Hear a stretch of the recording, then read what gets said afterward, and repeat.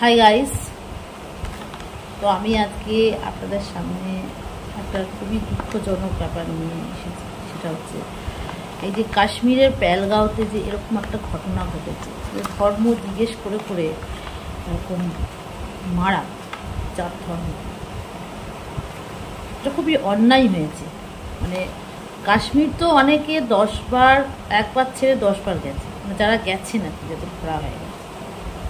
তো যেমন আমাদের কাশ্মীর যাওয়া হয়নি, ঘোরা হয়নি, তো এটা একটা আমাদের মতো অনেকেই আছেন, এটা একটা স্বপ্ন সবার, যে কাশ্মীরে যাব, এত সুন্দর একটা আমাদের দেশ, যার মানে কারোর সাথে তুলনা হয় না কাশ্মীরটা, তাই না? তো সত্যি কথা বলতে মানে আমরা চাই আমাদের দেশে আমরা স্বাধীনভাবে যাতে ঘুরতে পারি। কেন আমাদের দেশে আমরা স্বাধীনতা পাবো না? কেন আমরা আমাদের দেশেতে এইভাবে মরবো? ধর্ম নিয়ে জঙ্গিরা আজকে এসে গুলি চালিয়ে দিয়ে চলে গেল, এটা তো ঠিক নয়, এটা একদমই ঠিক নয়। মানে এটা শেষ করতে হবে, এর শেষ কোথায় সেটা দেখতে হবে। আর সবচেয়ে বড় কথা হচ্ছে, আমি আপনাদেরকে বলিনি যে আমাদেরও যাওয়ার প্রোগ্রাম হয়েছিল 7 দিন আগে। এত মানুষ যাচ্ছিল ওখানে, এত সুন্দর জায়গা, এত ভালো। আর কাশ্মীরের মানুষজন তো খুবই ভালো, মানে ওনাদের ব্যবহার তো খুবই সুন্দর, যেটা আমি শুনেছি, আমি তো যাইনি নিজে। তো তারা নিজের জান বাজি রেখে অনেককে বাঁচিয়েছে, সত্যি কথা।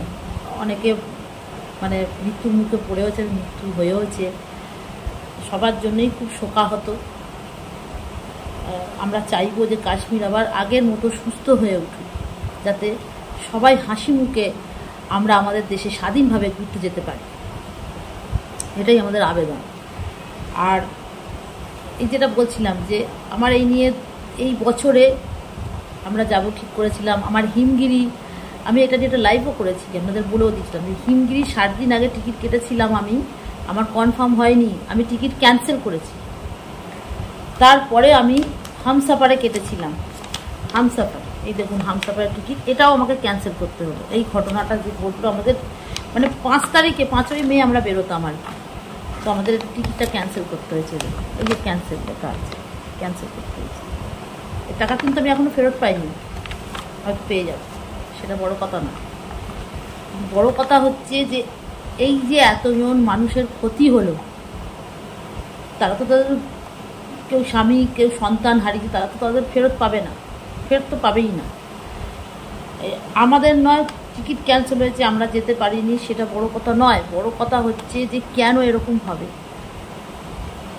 কিসের জন্যে এরকম হচ্ছে, কেন স্বাধীনতা পাচ্ছে না? সব জায়গায় মানুষ ঘুরছে, অথচ কাশ্মীর যেতে গেলে কেন ভয়ে কাঁপতে হচ্ছে, কেন ভাবতে হচ্ছে দুবার? সবাই তো ভেবেছিল যে এটা একদম পুরো একদম মানে ভালো হয়ে গেছে কাশ্মীরটা, মানে আগের মতন আবার হয়ে গেছে, তাই জন্যই সবাই ছুটে ছুটে যাচ্ছিল। যে তার রূপের তুলনা করা যায় না, কাশ্মীরের রূপের তুলনা করা যায় না। আর সেখানকার মানুষজন খুবই মানে সহনশীল বোধ তাদের আছে। তারা খুবই ভদ্র সভ্য, এবং টুরিস্টদের খুবই তারা হেল্পফুল, মানে হেল্প করে, যেটা শুনেছি, দেখেছি, এত ইউটিউব দেখি, তো টিভিতে খবরে দেখায়, সব কিছু। তো সেই কারণেই আর কি প্রত্যেকে শোকাহত, আমাদের সবার সত্যি সত্যি খুব, মানে কিছু বলার ভাষা নেই যে পেহেলগাঁওর মতো শান্ত একটা ছোট্ট পাহাড়ি গ্রামে এরকম একটা জিনিস হতে পারে। এখনও যদি এরকম হিন্দু মুসলিম চলতে থাকে না, তাহলে কিছু করার নেই। কেন আমাদের দেশে এমন অনেক ইসলাম ধর্মের মুসলিম মানে যারা আছেন, তারা কিন্তু আমাদের দেশে স্বাধীনতায় আমাদের সাহায্য করেছেন রীতিমতো। যে এই যে রাইট লেগা, এটা একটা রাইট লাগানোর ব্যবস্থা করেছিল আর কি, যারা করেছে ঘৃণিত কাজটা, যারা করেছে রাইট লাগানোর ব্যবস্থা করেছে তারা, যাতে মুসলিম আর হিন্দুতে একটা ক্যাচ লাগে। কিন্তু সেটা হবার নয়, সেটা কোনো দিন হবে না। হিন্দু মুসলিম ভাই ভাই, ঠিক আছে, কিন্তু যারা এইটা ভেবে আছে যে আমরা ইসলাম মানে মুসলিম, আমরা সব কিছু মানে হিন্দু ধর্মকে একদম ধ্বংস করে দেবো, সেটা ভুল ভাবনা, তাদের ভুল ভাবনা। হ্যাঁ, বুঝতে পারছে না যে কী হবে তাদের। কিন্তু কথা হচ্ছে যে এই যে বলছি যে একটা মানে এতগুলো মানুষের প্রাণ গেছে, এটা খুব খারাপ জিনিস হয়েছে। আর যারা করেছে টুরিস্টদের এরকম করে মারাটা একদমই কাউকেই মারা উচিত নয়। কেন টুরিস্টদের মারবে, কেন কাশ্মীরিদের মারবে, কেন মারবে, এই প্রশ্নটা হচ্ছে আমাদের। কেন, কিসের জন্যে, কিসের জন্যে মারবে? শুধু ধান্দা যে কাশ্মীর নিয়ে নেবো, সেটা কোনোদিন, সেই স্বপ্ন কোনোদিন পূরণ হবে না, কোনোদিন না। তো এইটা হচ্ছে আমার আজকের ভিডিও। আমি আজকে দেখছি, কদিন ধরেই দেখছি যে সব কিছু ব্যবস্থাই হয়েছে আমাদের তরফ থেকে। ধরা তো পড়বেই এবং মরবেও জানে, কিন্তু যারা গেছে তাদের তো ফিরিয়ে আনা যাবে না। তাদের জন্য অনেক মানে কি বলবো, স্যাড, শোকাহত। চাইবো যে যারা কাশ্মীরটা যাননি, মানে সব কিছু যদি আগামী দিনের মতন আবার সব কিছু ঠিকঠাক আস্তে আস্তে হয়, সব একটা ঘটনা ঘটলে কি হয়, সেটা হতে হতে টাইম লাগে। তো যদি ঠিকঠাক হয় তাহলে আমরা ভয়ে কেন ল্যাজ গুটিয়ে পিছিয়ে থাকবো? আমরা কেন আমাদের দেশে স্বাধীনভাবে যাব না, কেন ঘুরবো না? কেন কি আমাদের তো কাশ্মীরি ভাইরা কিছু করছেন না?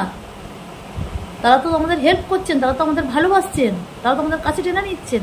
কেন তাদের বিপদে আমরা গিয়ে দাঁড়াবো না? কেন তাদের কাছে যাব না? কেন ওই দেশটা মানে আমরা কাশ্মীরটা কেন ঘুরতে যাব না? কেন, কিসের জন্য? যদি সব কিছু আগের মতো ঠিক হয়, নিশ্চয়ই আমরা আগামী দিনে ইন্ডিয়ানরা আমরা আবার যাব। আমরা আমাদের দেশে স্বাধীনভাবে মাথা উঁচু করে ঘুরে আসবো, থাকবো, সমস্তই কি করবো, সব কিছুই করবো।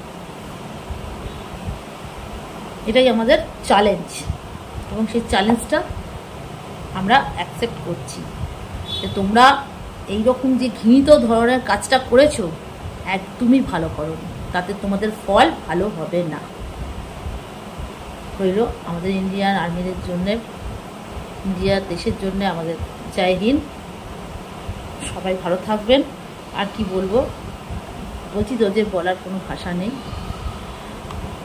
তো খুব ব্যাপারটা খুব দুঃখজনক, খুব দুঃখজনক। ভাবা যাচ্ছে না যে এরকম জিনিস হবে বা এরকম হট করে হয়ে যাবে। এতদিন তো সবাই খুব ভালোভাবেই ঘুরছিল, ফিরছিল, সব কিছু করছিল বলে এইভাবে বাড়া ভাতে ছাই ফেলে দেওয়া যারা করেছে তাদের ভালো হবে না। এটুকুই বলছি আমি, মানে এটুকুই আপনাদের সঙ্গে আমি শেয়ার করতে এসেছি, আর কিছুই নয়।